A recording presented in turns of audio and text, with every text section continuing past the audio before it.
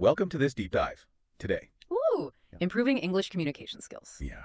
And we're going beyond like the usual advice. Okay. You already know, like practice makes perfect. Right. But we're going deeper, I like it. exploring techniques, evidence-backed techniques. Okay. And maybe even like busting some myths along the way. Absolutely. You shared some fascinating research. Yeah. And one thing that really struck me was how much like neuroscience is revealing about language acquisition. It's not just rote memorization. It's you're training your brain to think in English. Okay, let's unpack that. Sure. What does training your brain to think in English actually look like? Well, think about how you learned your first language. Right. You didn't start with grammar rules. No. You immersed yourself in the sounds, the patterns.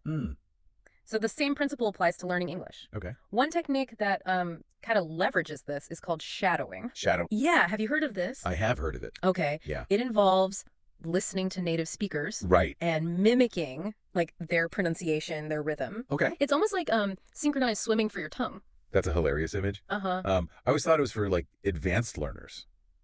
Not necessarily. Even beginners can benefit from like shadowing short phrases or simple dialogues.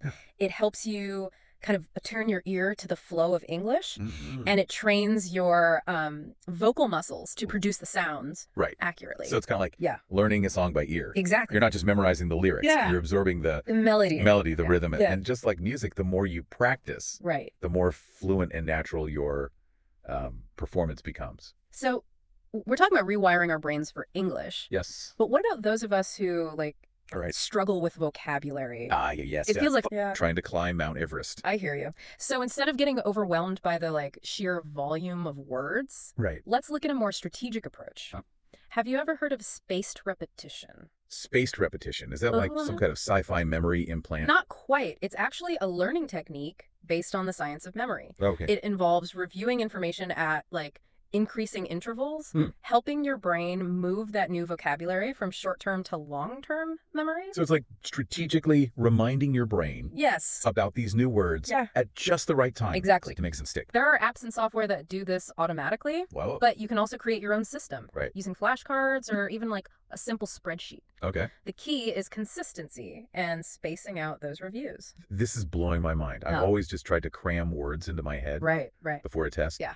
No wonder they never stayed there. Cramming is the enemy of long-term retention. Okay. Spaced repetition is about working with your brain's natural forgetting curve to make learning more efficient and effective. I'm sold. This feels like a game changer. I agree. For vocabulary building. Yeah. What about pronunciation? Pronunciation. English has so many like tricky sounds. It does. But remember, even native speakers have, regional accents and variations. Right. The goal isn't to sound exactly like someone from a textbook. Right. It's to be clear and comprehensible. Okay. One often overlooked aspect of pronunciation is intonation. Intonation, you mean like the rise and fall of our voice? Exactly. Intonation conveys emotions, emphasis, and even like subtle meanings. Right. Think about the difference between "I'm fine," said with a flat tone, versus a rising intonation. Yeah. It completely changes the message. Wow, I never thought about it that way. Yeah. So how do we like improve our intonation? The best way is to listen carefully to native speakers. Right. And try to like mimic their patterns. Okay. Pay attention to how their voice rises and falls, where they place emphasis within a sentence, and how they use pauses for effect. So it's like paying attention to the musicality of the language. Exactly. Not just the words themselves. And just like with any musical instrument, Right. the more you practice, the more natural and expressive your performance becomes. This is fascinating. Yeah. I'm starting to see English pronunciation in a whole new light.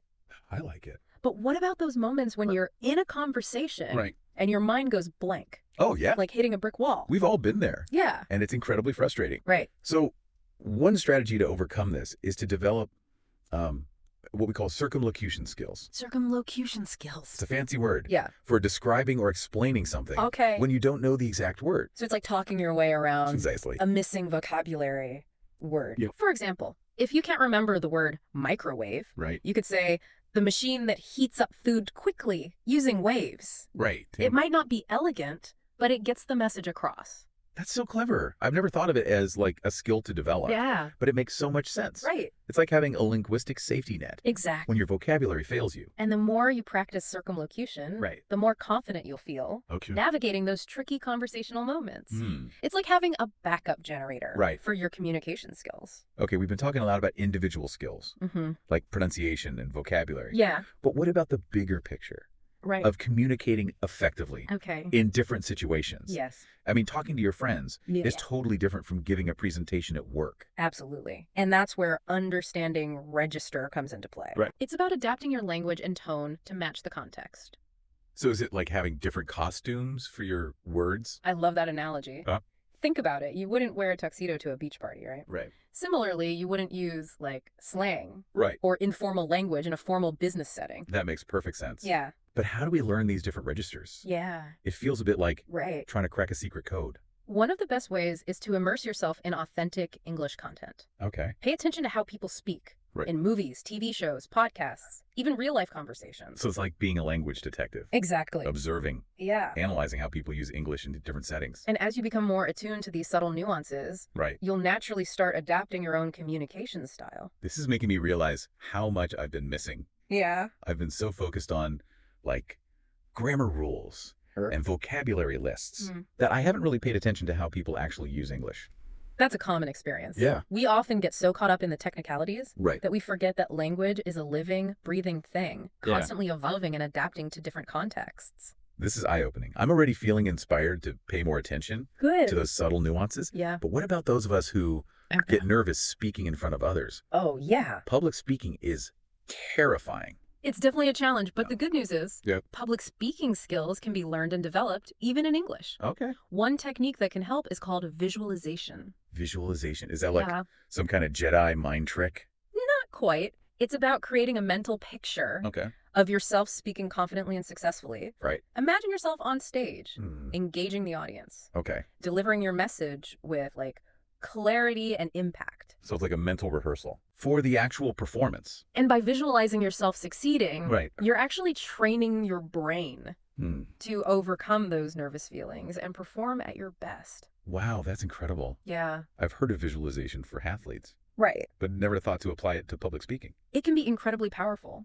And the more you practice visualizing yourself speaking confidently, the more likely you are to actually feel and perform that way in real life. So it's like tricking your brain into believing you're already a confident speaker. Exactly. It's all about creating a positive feedback loop between your mind and your actions. This is blowing my mind. I'm starting to see public speaking in a whole new light. Good, good. But what about those moments when you just freeze up? Oh, yeah. Even if you visualize yourself succeeding 1,000 times? We've all been there. Yeah. It can feel incredibly frustrating. Right. One technique that can help in those moments is to focus on your breathing. Breathing? Yeah. How does that help? When we get nervous, our breathing tends to become shallow and rapid.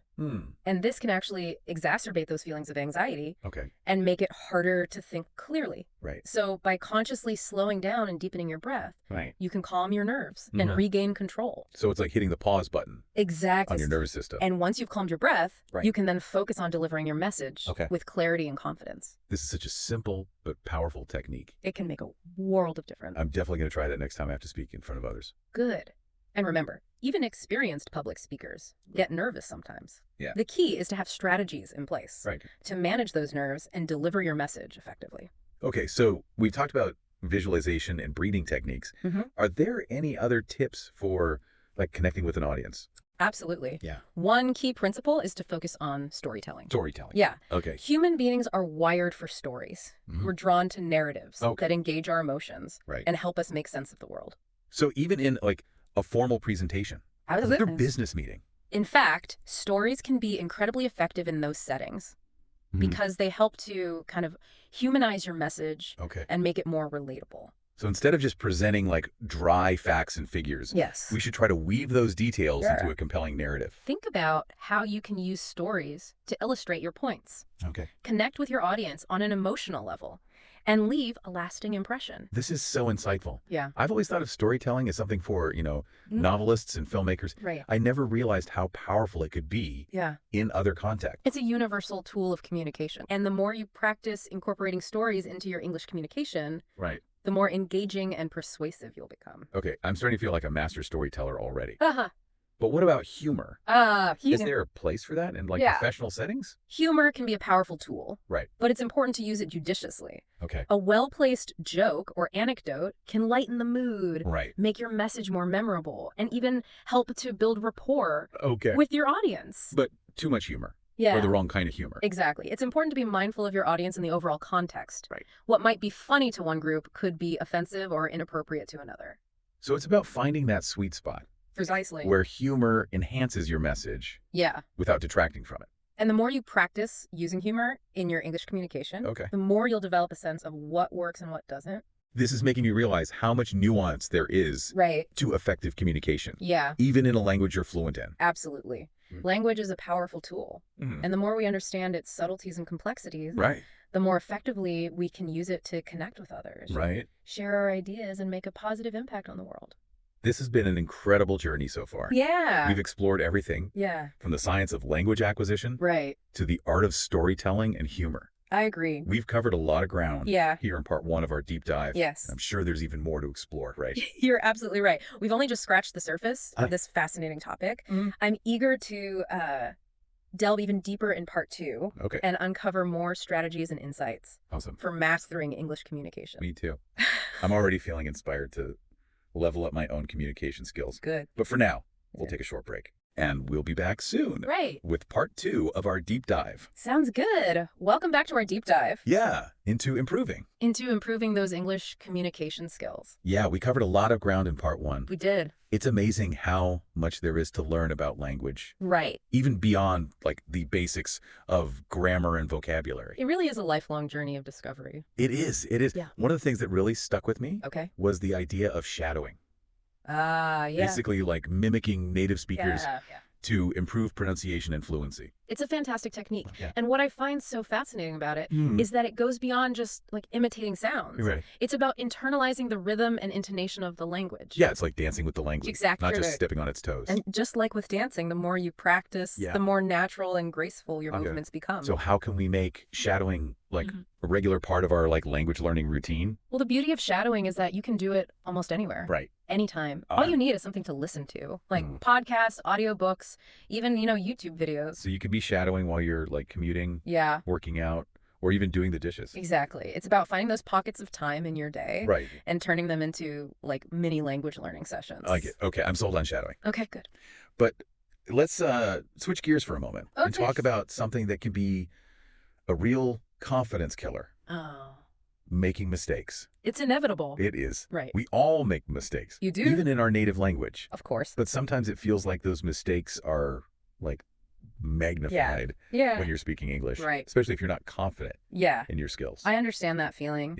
And the sources that you shared actually address this very issue. They emphasize the importance of reframing our perspective on mistakes. Okay, so instead of seeing them as failures, exactly, we should see them as opportunities for growth. Every mistake is a chance to learn and improve.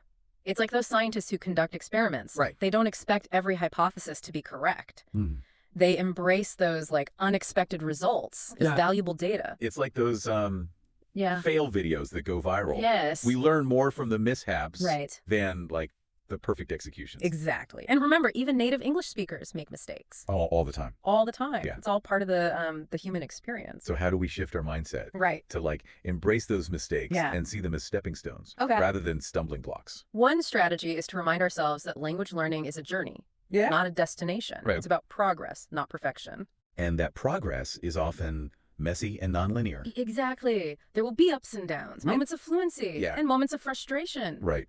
But the key is to keep moving forward. It's like those explorers who ventured into uncharted territories they didn't expect, like smooth sailing. They embraced the challenges and setbacks as part of the adventure. Exactly. And just like those explorers, we can discover amazing things along the way, even if the path isn't always like clear or easy. I love that analogy. It really puts things into perspective. So we've talked about shadowing and reframing our view of mistakes. Are there any other techniques that can help us overcome, those moments of self-doubt or frustration? Absolutely. One powerful strategy is to focus on our strengths and celebrate our achievements. It's so easy to get caught up in what we're not good at. But it's equally important to like acknowledge how far we've come. Exactly. And the sources you shared actually suggest keeping a success journal. A success journal? Yeah. Have you ever heard of this? I have not, no. It's simply a notebook where you record your language learning wins, no matter how big or small. So it could be anything from like mastering a new grammar rule to having a successful conversation with a native speaker. It's about creating a tangible record of your progress and giving yourself credit for your hard work and dedication. I love that idea. It's like those athletes who, track their personal bests. Exactly. Motivating themselves to keep, pushing their limits. And by regularly reviewing your success journal, right, you can boost your confidence, stay motivated, and remind yourself that you're capable of achieving your language learning goals. Okay, I'm definitely going to start a success journal today. Good. I encourage you to. But let's talk about another aspect of communication. That can be challenging, even in our native language. Right. Expressing ourselves clearly and effectively. It's a skill that takes practice and intentionality. Oh. And the sources you shared actually offer some valuable insights on this topic. Okay, so how can we become more articulate and persuasive communicators in English? Well, one key principle is to focus on clarity and conciseness. Okay, so it's about saying what you mean. Yes. In the most straightforward and impactful way. Exactly. And this involves being mindful of the words we choose, the structure of our sentences, and even the way we organize our thoughts. It's like decluttering our language. Exactly. Removing any unnecessary words or phrases that might collide our message. And the more we practice expressing ourselves clearly and concisely, the more confident and persuasive we'll become. So it's like honing a sharp blade. Yes. I love that. Making it more precise and effective. Yeah. With each refinement. Yeah. And another key aspect of effective communication is being able to tailor our language to different audiences and contexts. We touched on this in part 1 when we discussed the concept of register. Exactly. It's about understanding the level of formality or informality that's appropriate for a given situation. So we wouldn't use the same language when chatting with friends. Yeah.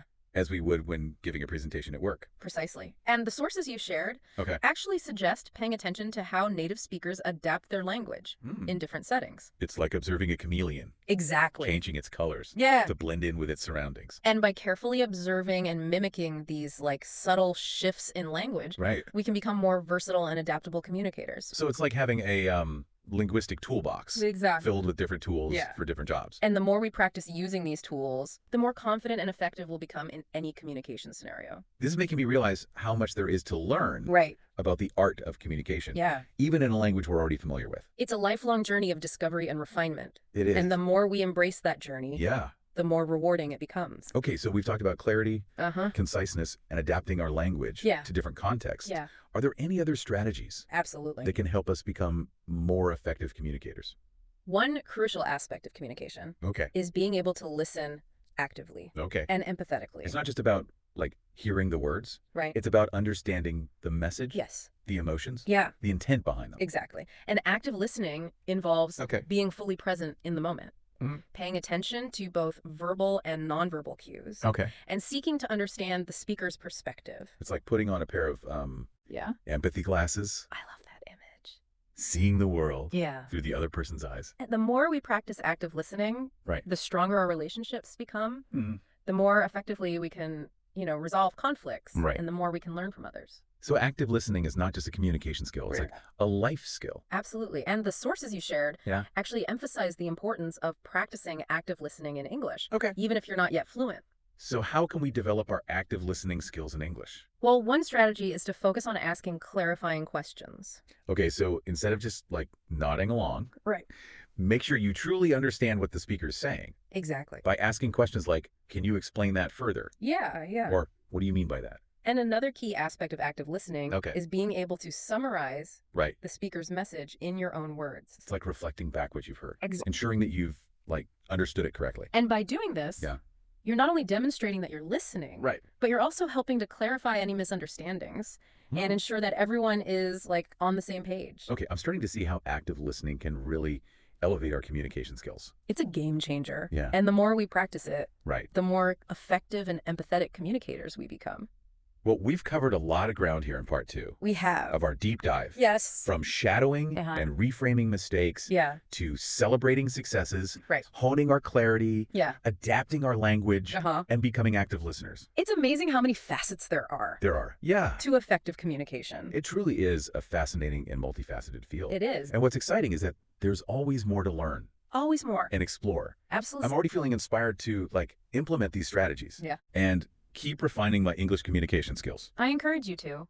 But we're not done yet, right? We are not. There's still more to uncover in part 3. That is correct. Of our deep dive. Yes, we'll be back soon. Okay. With the final installment of our exploration. Sounds good. Delving into even more tips and insights for mastering English communication. Welcome back to our final deep dive. Yeah, into the fascinating world of English communication skills. It's been, like, quite a journey. It has been. Exploring all these techniques and strategies. It really has, hasn't it? I'm already feeling, like, more confident and equipped. That's good. To tackle those communication challenges that used to trip me up. That's fantastic to hear. Yeah. And as we wrap up this exploration, I want to emphasize one point that's kind of like woven throughout all the sources you share. Okay, I'm all ears. Okay. What is it? It's the idea that language is more than just like a tool for conveying information. It's a powerful force that shapes our thoughts, our relationships, and even our perception of the world. That's profound. Yeah. I've never thought about it that way. Think about it. The words we use, the stories we tell, the way we communicate, all of these elements contribute to how we experience and interact with the world around us. So by, like, improving our English communication skills, we're not just expanding our vocabulary or grammar. Right. We're actually expanding, like, our horizons. Exactly. Our understanding of the world. And the more we embrace this perspective, the more meaningful and rewarding our language learning journey becomes. I love that idea. Yeah. It's like opening up a whole new dimension of possibilities. Precisely. The language. And as we delve into these final insights from your research, I want to encourage you to consider how you can use your English communication skills to make a positive impact on the world. That's a powerful challenge. I hope so. I'm ready for it. Good. What insights do we have in store? Well, one of the sources explores the concept of linguistic empathy. Linguistic empathy? Yes. That sounds intriguing. Yeah. What does it mean? It's the ability to kind of understand and appreciate the perspectives and experiences of others through language. So it's like stepping into someone else's shoes. Exactly. And seeing the world through their eyes. Yeah. But through, like, the lens of language. And this involves being aware of the, like, cultural nuances of language, the different ways that people from various backgrounds use and interpret words and phrases. So even if two people are speaking English, their cultural backgrounds can, like, influence how they communicate and understand each other? Precisely. And developing linguistic empathy involves being sensitive to these differences. Being willing to ask, clarifying questions, and being open to learning from other perspectives. It's like becoming a cultural ambassador. Yes. I love that. Using language to bridge divides and build understanding. And the more we cultivate linguistic empathy, the more effectively we can communicate across cultures, build strong relationships, and create a more harmonious world. This is making me realize how much potential language holds for creating positive change in the world. It's a powerful force. And as we wrap up this deep dive, I want to leave you with one final thought. Okay, I'm all ears. Never underestimate the power of your words to inspire, to connect, and to make a difference in the world. That's beautiful. I'll definitely carry that with me. Good. I hope you do. Thank you so much for guiding me through this deep dive. Oh, it's been my pleasure. It's been an incredible journey of discovery. Yeah. And I feel truly empowered to, like, level up my communication. Good. And make a positive impact with my words. And remember, the journey doesn't end here. Right. Keep exploring, keep learning, and keep using the power of language to create positive change. To all our listeners out there, we hope this deep dive has sparked your curiosity. That's right. And inspired you to embrace the transformative power of English communication. I agree. Keep practicing, keep learning, and keep sharing your unique voice with the world. Happy communicating, everyone.